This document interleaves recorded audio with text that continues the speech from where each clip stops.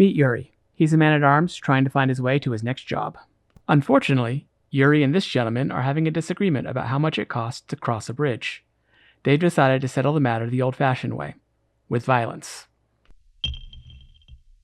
The first round of combat has already ended. Both Yuri and the bandit got in hits and, as a result, the bandit has 11 hit points left, and Yuri has 42. Both have also lost 1 SP from a section of their armor. Yuri's helmet's dropped to 11 SP, and the left arm of the bandit's gambeson has dropped to 4 SP. Things aren't looking good for the bandit, but in this game, you never know when combat will shift. It's time for the next round, and the bandit still goes first. The bandit's decided Yuri isn't worth the trouble and wants to escape. Worried Yuri will chase him, the bandit decides to target his left leg, hoping that will slow him down if things come to a chase. Instead of rolling randomly to determine where an attack lands, a character can always make a called shot. This lets them specify which part of a target's body they hit, but inflicts a penalty on their attack skill check based on that location. Specifically attacking a leg gives the bandit a -2 to his attack. The GM rolls 1d10 for the bandit, and it comes up a 10. That's a critical. Rolling a 10 on a d10 when performing a skill check is considered a critical. This means you not only add the 10 you rolled to your statistic plus skill, you also roll a second d10 and add that as well. If you happen to roll a 10 on that second d10, you roll a third d10 and add that value to the total. This keeps going until you roll something other than a 10 on your extra die. The GM rolls a 6 on the bandit's second d10. That's added to the bandit's reflex of 6 and his swordsmanship of 6. 2 is subtracted because this was a called shot to the leg, so the total is 26.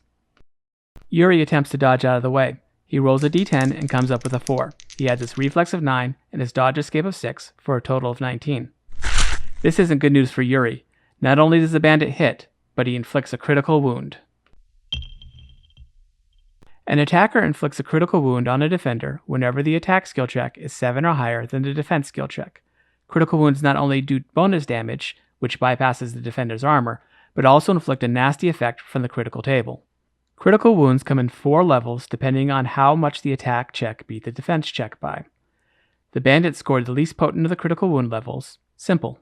Once the GM determines the level of the critical wound, they check the appropriate critical wound table to figure out the effect. Each table has 6 possible effects, 2 for the head, 2 for the torso, and 1 each for the arms and the legs. For most attacks, the GM would roll 2d6 on the table to not only determine the attack's hit location, but also the critical wound effect. With a called shot, the GM just picks the row on the table for the body part being targeted. For head or torso shots, they roll 1d6. With a 5 or 6, they choose the first option. With a 1 through 4, it's the second. One other thing.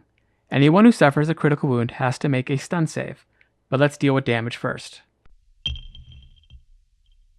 Now that we know the bandit has hit Yuri's leg and scored a simple critical wound, we need to figure out damage. The GM rolls 2d6 plus 2 for the bandit's iron longsword and gets a 6 and a 5. He adds 2 and gets 13.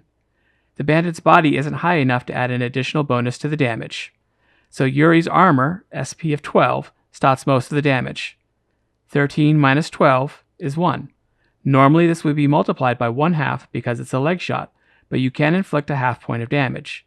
Yuri's health drops to 41, and the SP of the left leg of his armored trousers drops from 12 to 11.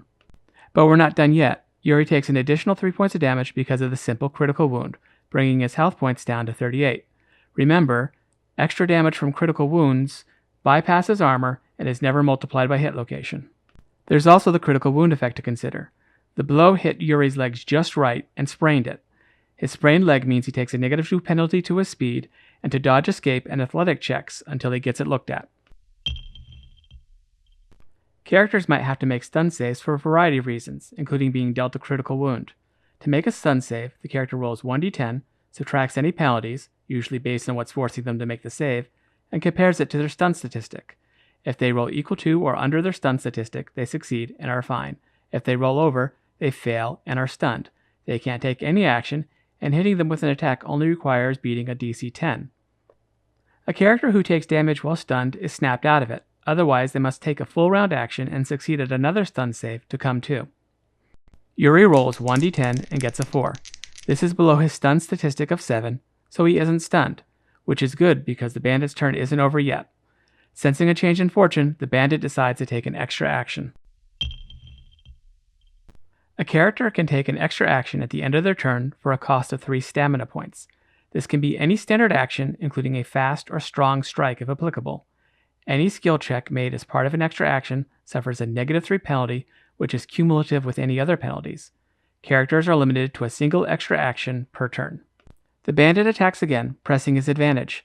He attempts to literally chop Yuri's legs out from under him, spending 3 stamina points to perform another called shot to the man-at-arms' left leg. It won't be easy, especially since the GM rolls 1d10 for the bandit's attack and scores a 1. That's a fumble. Whenever you roll a 1 on a skill check, you fumbled. That means you roll a second d10. If you roll a 10 on that d10, you roll a third d10, and keep rolling until you haven't rolled a 10. Once you finish rolling your additional d10s, you determine the outcome of your skill check using the following formula. Statistic plus skill, plus or minus any modifiers, minus the total of the extra rolls. The initial 1 isn't added to your total, and you can never reduce the final value of your skill check below 0. Fumbles are especially worrisome in combat. When you fumble an attack or defense check, you also suffer a fumble outcome. Here, the GM compares the result of the extra rolls to the appropriate section of the fumble outcome table to figure out exactly what happens. The bandit's reflex is 6, and his swordsmanship is 6, for a total of 12. It's a called shot to the leg, which subtracts 2, and an extra action, which subtracts 3, bringing the total to 7. The GM then rolls the extra d10 for the fumble, getting an 8. Subtracted from the 7, that brings the total to the minimum possible value of 0. To make matters worse, according to the fumble outcome, the 8 he rolled means the sword suffers 1d10, or 5 in this case, damage, dropping its reliability from 10 to 5. If the sword's reliability ever reaches 0, it will break. Now, Yuri doesn't have to make a defense check, since the bandit can't possibly hit him, but chooses to parry anyway. This is an extra defense. Characters only receive 1 free defense action per round. Each extra defense action beyond the first costs 1 stamina point. This is important because if you don't choose to take a defense action, or you're incapable of taking a defense action, your enemy only has to beat a DC 10 to hit you. Unlike extra actions, an extra defense action doesn't give you a penalty on your check, and you can perform more than 1 per round, assuming you have the stamina. Yuri picks the strategic option of parrying because that will stagger the bandit and he can't possibly fail. He pays 1 stamina point and rolls 1d10 for a 2. He adds his reflex of 9 and his melee of 6 and subtracts 3 because of the penalty for parrying. The total is 14, which easily beats the bandit's 0. Now we know how the bandit's sword got damaged. It was chipped when it struck Yuri's hand axe. It's the end of the bandit's turn, and once again, things aren't looking great for him. Not only is his weapon damaged, but he has a nasty gash on his arm, and he's staggered, which means he will suffer a -2 penalty on any action until the beginning of his next turn. It's important to note, rolling a critical doesn't guarantee success, since you still have to beat the task DC or your opponent's check. And in combat, it doesn't promise you'll score a critical wound, it just makes it more likely.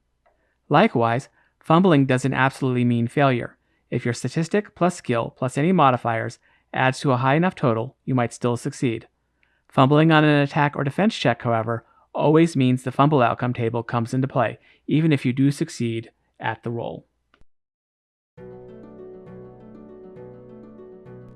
We hope you enjoyed this video. The Witcher Tabletop RPG is available for purchase in digital form from DriveThruRPG. You can buy it in physical form from our web store or your local gaming retailer. Thanks for watching, and please, keep your sword sharp.